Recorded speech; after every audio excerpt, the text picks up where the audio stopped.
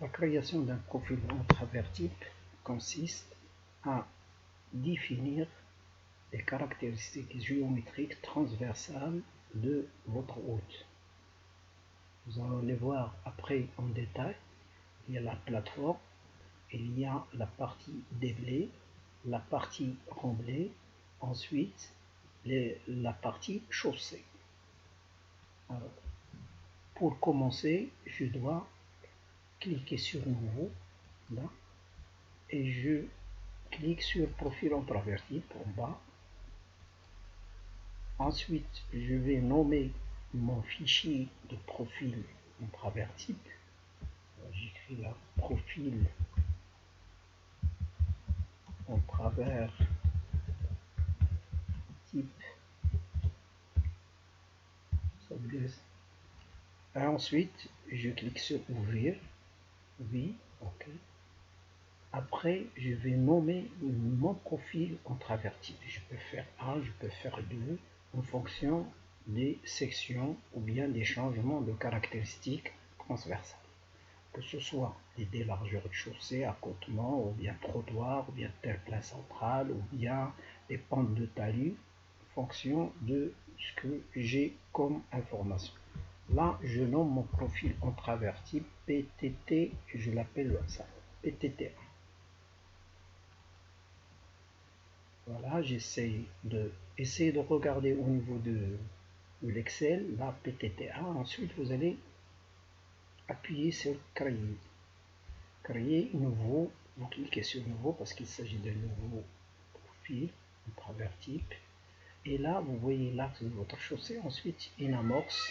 La partie supérieure, c'est du déblai. En bas, c'est du remblai. Alors, je clique sur la... Regardez bien. Pour pouvoir continuer au niveau de piste, je vais vous expliquer le profil que nous allons saisir. Alors, regardez, il s'agit d'une chaussée de 6 mètres de large. Ensuite, des accotements de 1 mètre de chaque côté. Ça s'appelle la plateforme. Et après, nous avons un talus de la chaussée, là, de talus de tiers, pour la partie déblai. Après, une banquette, là, c'est une petite banquette horizontale, là. Ensuite, un fossé triangulaire, une autre banquette, et un talus de remblai et le terrain naturel. La partie remblai, c'est la même, c'est la même pente à 2 tiers là. C'est toujours une pente de 2 tiers qui est la même que celle de la chaussée. Voilà ça. Et puis les fondations, nous avons une couche de fondation, une couche de chaussée, une couche de fondation, une couche de base, et ensuite un revêtement superficiel. Et au niveau des accotements, nous avons un matériau sélectionné pour accotement. Alors là, pour pouvoir saisir ces informations au niveau des pistes, on aura besoin, regardez bien, on aura besoin de parcourir. C'est le menu de droite, il y a des boutons. On commence par la plateforme. Alors, la plateforme, donc le S c'est quoi? C'est la distance horizontale. C'est une distance horizontale entre le point de rotation des verres et l'axe de la route. L'axe de la route. Voilà, ça, puisqu'il s'agit d'une route bidirectionnelle, S égale 0. Ensuite, je descends. Là, c'est la moitié de la largeur de la chaussée. La chaussée, la moitié de la largeur, je mettrai 3 parce que j'ai une chaussée de 6 mètres. Ensuite, je descends vers les accotements. Alors, les accotements, voilà les informations. Chaussée, c'est la moitié de la largeur, exemple 3 mètres. Accotement, le H, c'est la dénivellation verticale. Ça veut dire c'est une dénivellation, c'est un décrochement, une hauteur de décrochement entre un segment et un autre, et le segment suivant. Là, c'est-à-dire le segment de l'accotement, il est branché directement au niveau du segment de la chaussée.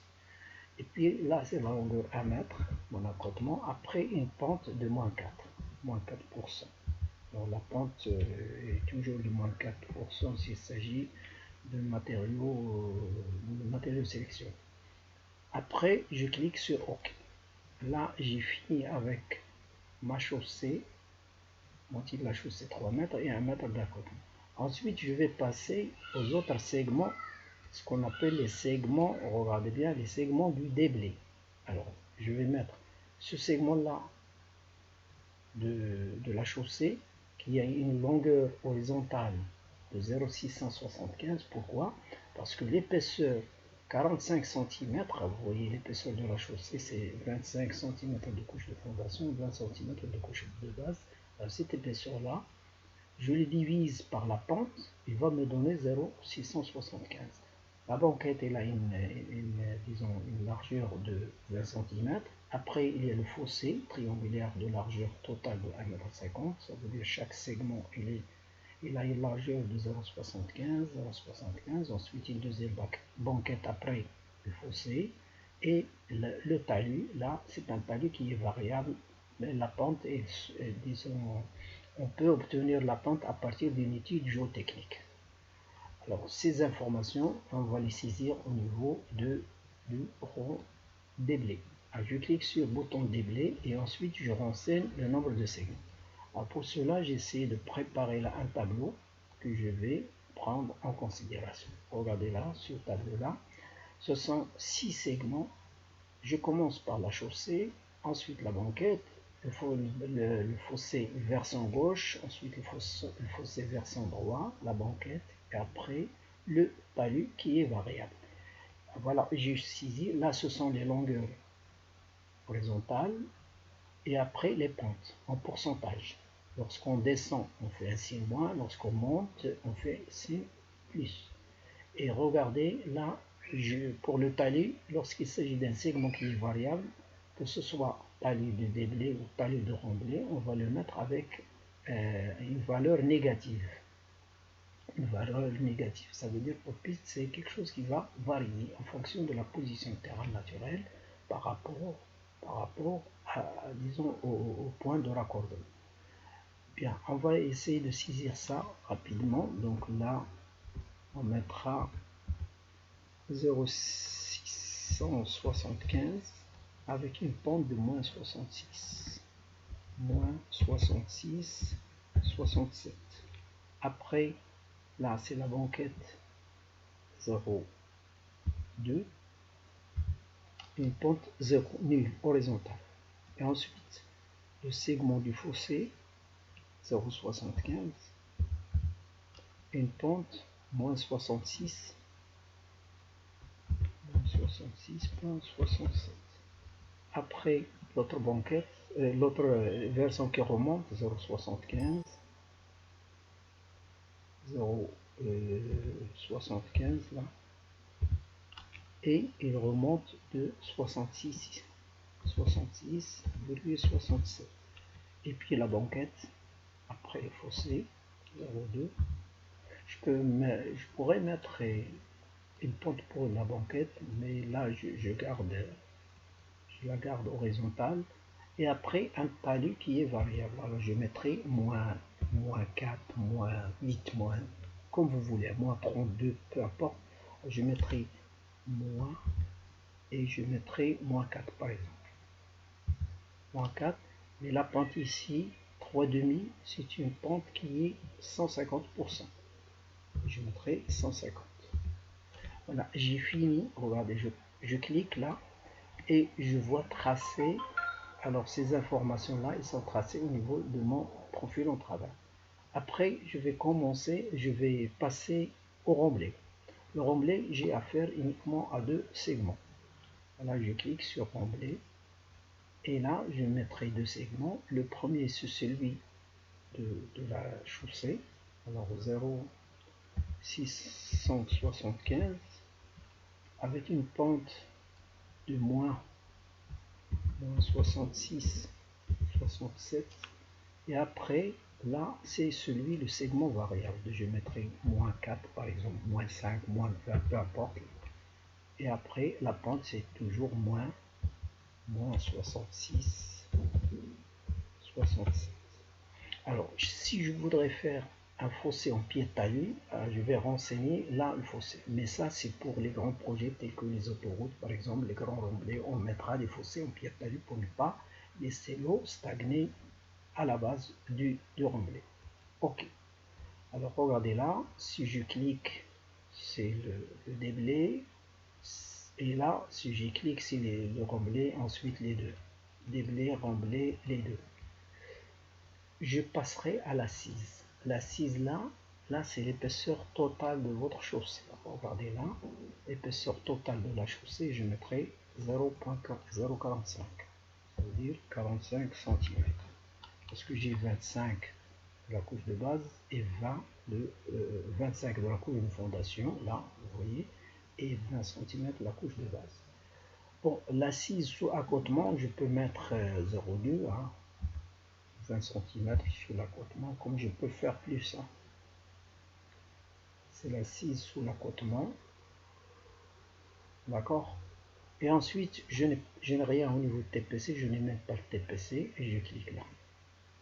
Alors, vous voyez, là j'ai mais pour pouvoir, regardez bien, pour pouvoir passer la fondation sous la chaussée, je reviens à mon assise là, je renseigne ici, je mettrai 0,4, 0,45, 0,45 sur une longueur de l'accotement de 1 mètre, là, 1 mètre, avec une pente de moins 4, moins 4%. Et la différence maintenant, ça veut dire c'est la couche de fondation qui est prolongée sous l'accotement. Après, je passerai à la forme. La forme, c'est, si vous voulez, c'est la profondeur de la partie supérieure de la couche de fondation. Alors, elle se situe à 20.